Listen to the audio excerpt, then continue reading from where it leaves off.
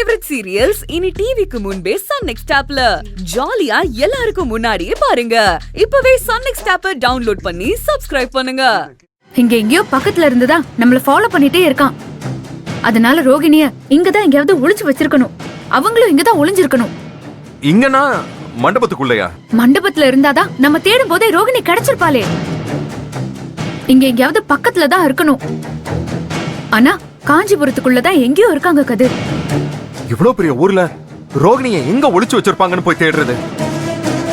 முகூர்த்த நேரம் வரை நெருங்கிக்கிட்டே இருக்கு. ரோகிணி மட்டும் கிடைக்கலன்னு வையன், என்ன ஆகும் நினைச்சு கூட பார்க்க முடியல. நீங்க டென்ஷன் ஆகாதீங்க கதிர். கண்டிப்பா நம்ம ரோகிணிய கண்டுபிடிச்சிடலாம். நீங்க ஃபர்ஸ்ட் வண்டி எடுங்க.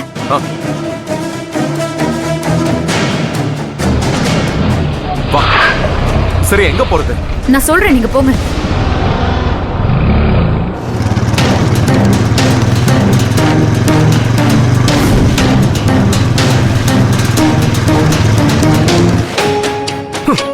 என்னடா சட்டம் வாங்கிட்டு வந்திருக்க? சைஸும் சரியில்லை, ஒரு மண்ணும் சரி. நீ ஏன்டா இப்படி டென்ஷனா இருக்க? அதான் பிளான் பண்ணபடி எல்லாமே பக்காவா போயிட்டு இருக்குல்ல. வருஷாவை கல்யாணம் பண்ற, ஃபாரினுக்கு ஹனிமூன் போற, ஒரே ஜாலி தான். இதெல்லாம் நான் வருஷ கட்டில் தாலி கட்டினா தான் முடியும். அதான் எல்லா ப்ராப்ளத்தையும் முடிச்சிட்டு அப்புறம் என்ன? நர்மதா ரோகிணி தேடி போயிருக்கா. அதனால தான் யோசிச்சுட்டு இருக்கேன். ரோகிணி இந்த நேரத்துக்கு எங்க இருக்காளோ தேடி போனா மட்டும் உன் தங்கச்சியால எப்படிடா கண்டுபிடிக்க முடியும்? என்னவோ தெரியலடா, நேரம் ஆக ஆக ஒரே டென்ஷனா இருக்கு. நான் நினைச்ச மாதிரி நடக்காம வேற ஏதாவது நடந்துருமோன்னு ஒரே பயமா இருக்கு. டேய், முகூர்த்தத்துக்கு இன்னும் கொஞ்ச நேரம் தான் இருக்கு. யார் தடுத்தாலும் உன் கல்யாணம் வருஷா கூட தான் நடக்கும். ரிலாக்ஸா இருடா. டேய், எனக்கு ஒரு ஹெல்ப் பண்றியா? சீக்கிரம் போய் சாங்கியம் செய்யறவர்கிட்ட எல்லாத்தையும் சீக்கிரமா ரெடி பண்ண சொல்றான். நான் உடனே வந்ததும் தாலி கட்டுற மாதிரி இருக்கணும்.